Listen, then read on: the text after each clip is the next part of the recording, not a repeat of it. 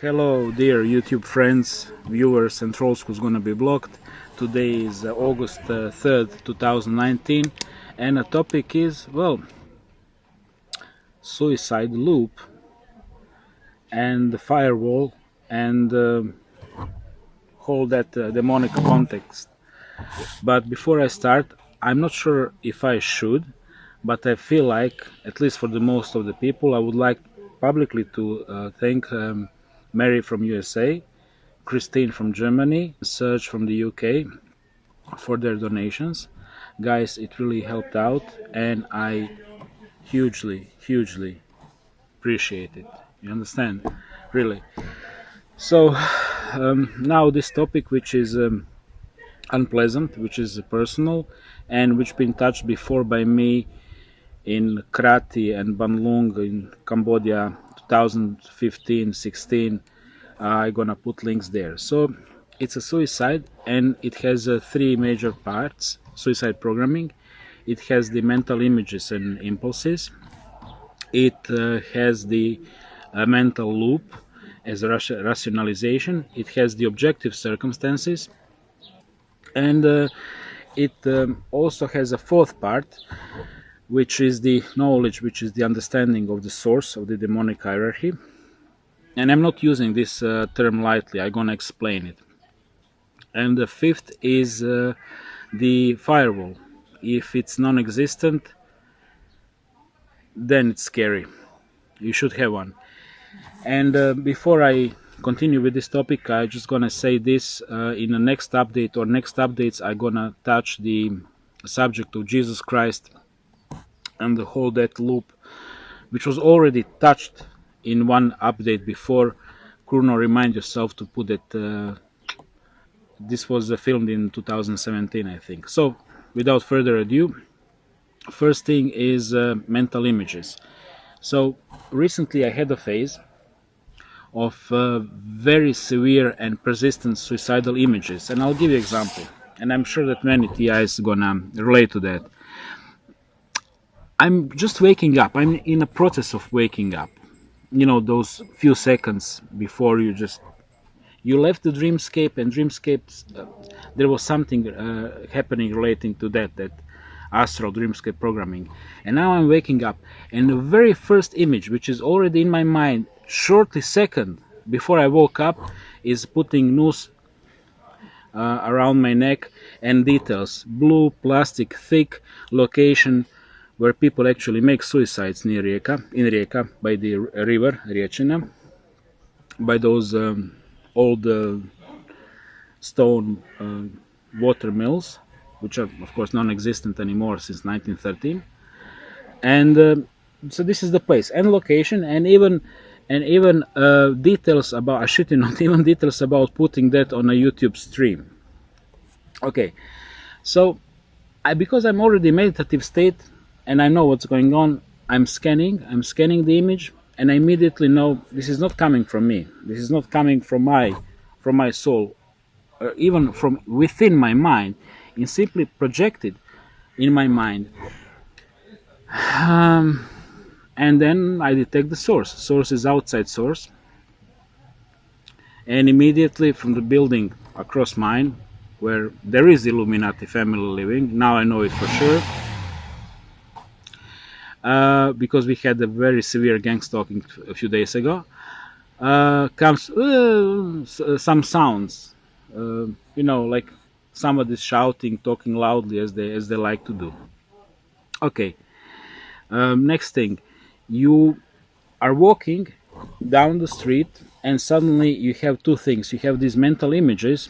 Oh shit, I wish if I had a shotgun, I would just put it in my mouth and boom, hanging, or stuff like that. And huge urge to do it. And again, I'm scanning, I'm observing from where it's coming. It's outside source again. It's not mine.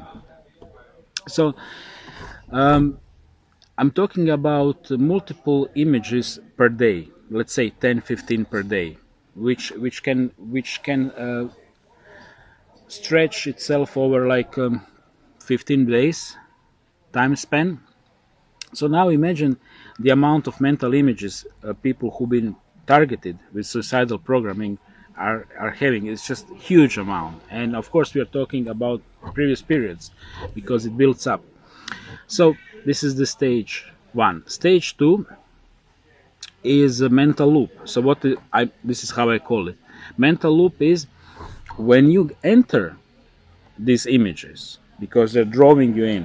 When you enter inside, and then immediately the ego programming gonna kick in, like application in your operative system of your mind, which is gonna start rationalizing why you need to do it.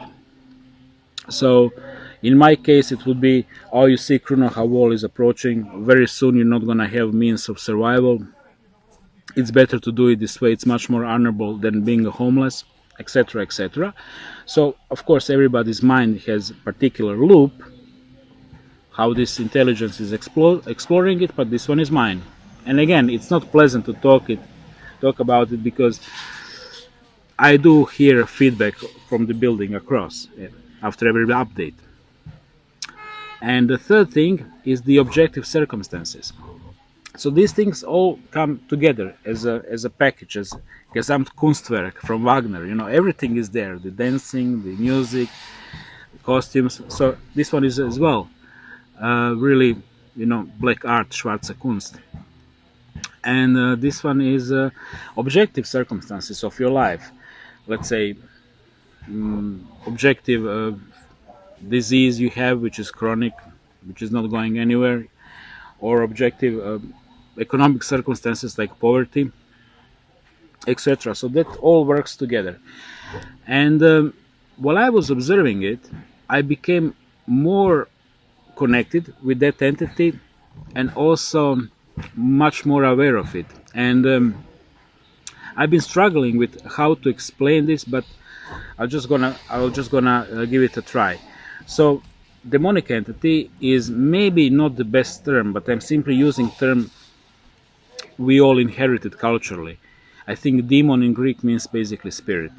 So demonic entity is not some little spirit which is maybe energy hungry and moving through the space. It's not. From what I saw,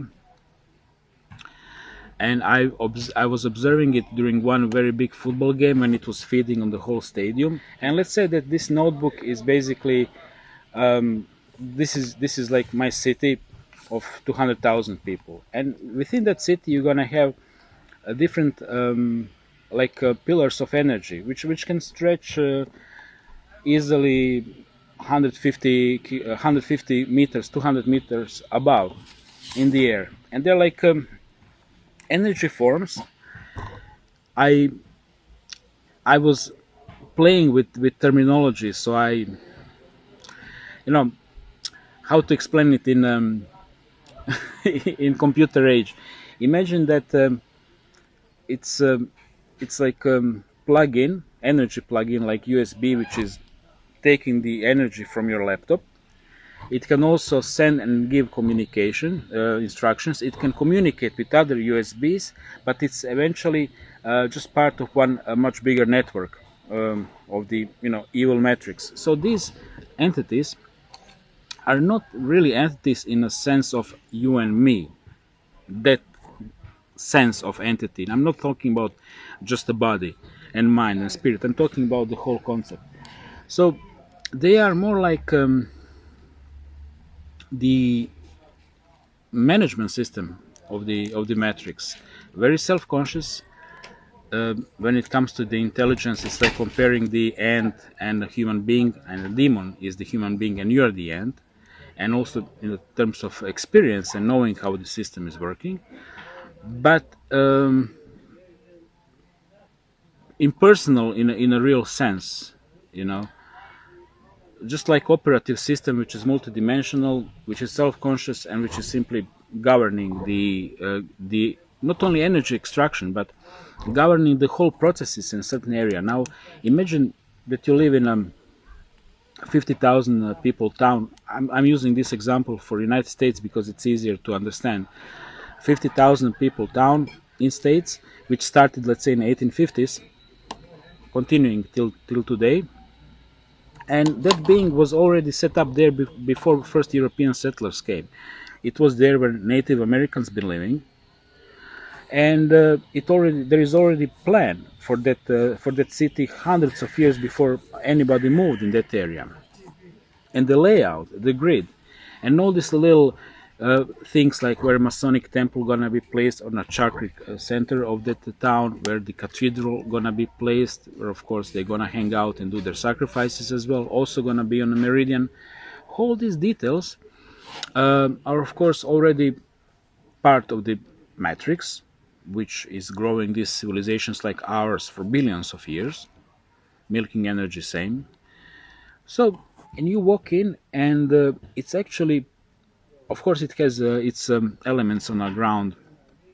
Illuminati families, the reptilian beings, which are just a level.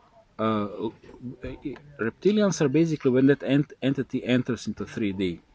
These are the extensions of it, soulless extensions of the one. There can be only one. You understand me?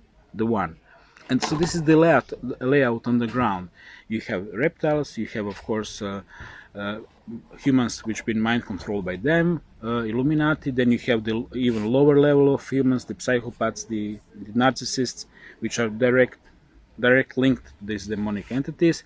And then you have all of the people working for the system, basically people who are working. And it can. And now I'm coming to the firewall. It can enter anybody's mind who doesn't have the knowledge, simply the understanding that this this is how this matrix is constructed, and this is how it operates.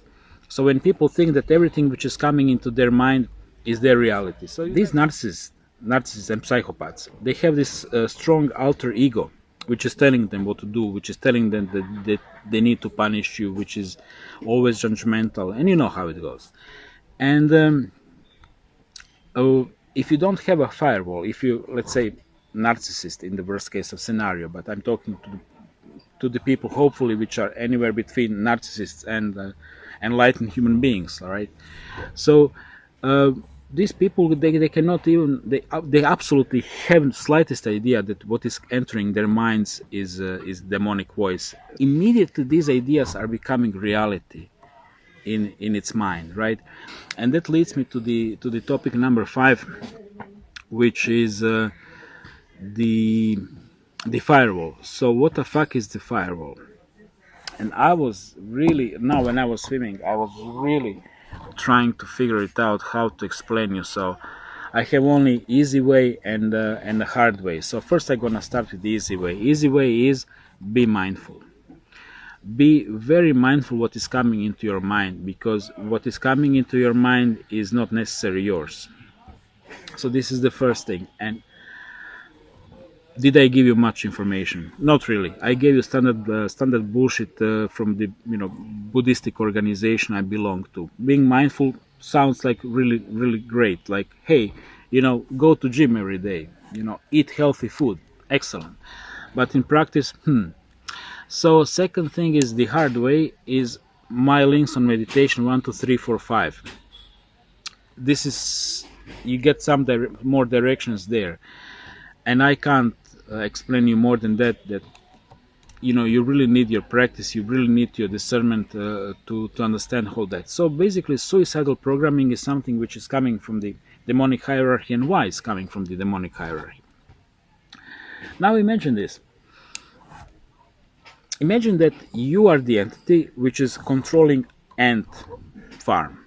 Literally, there are ants by your house living in multiple layers. There is a queen, of course, the same structure as ours.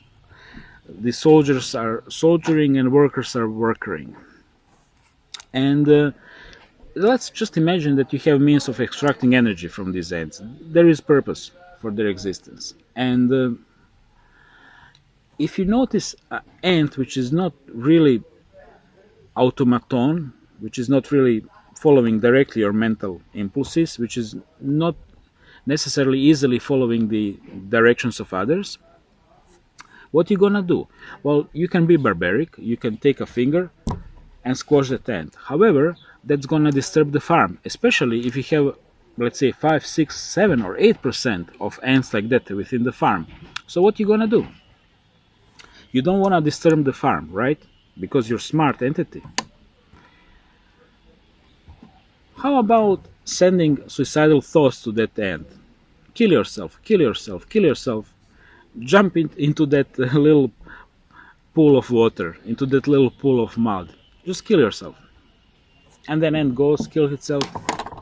You done nothing, right?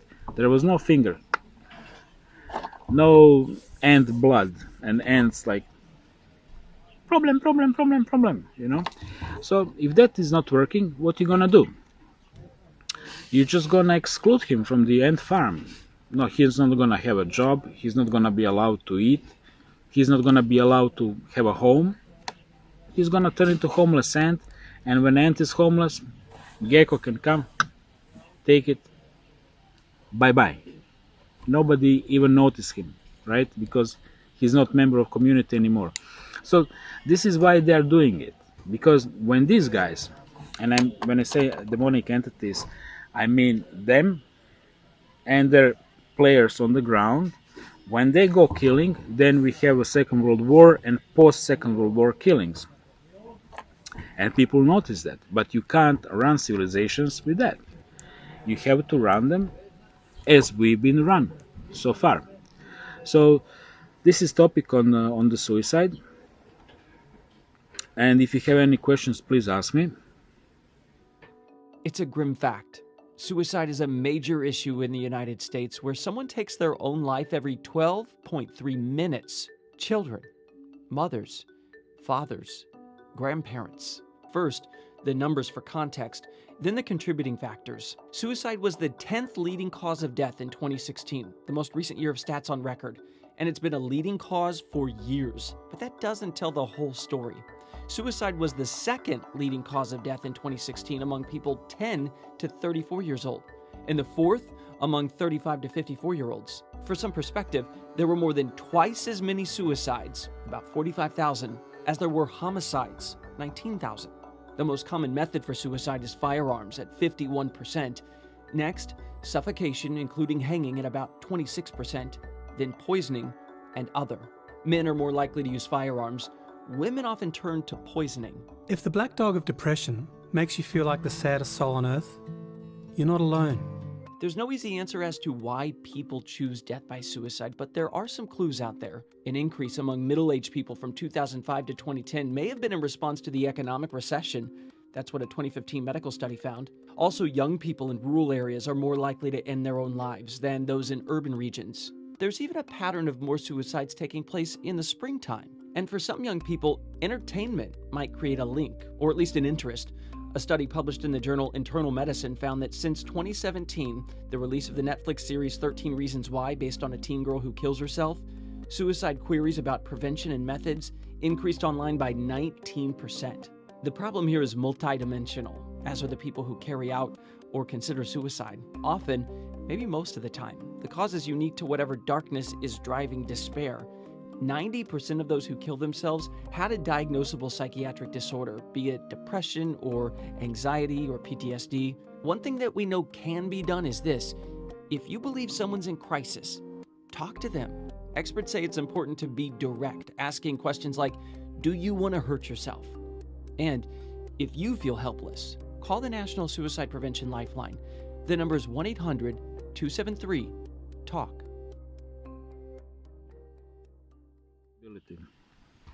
And statistically speaking, yeah,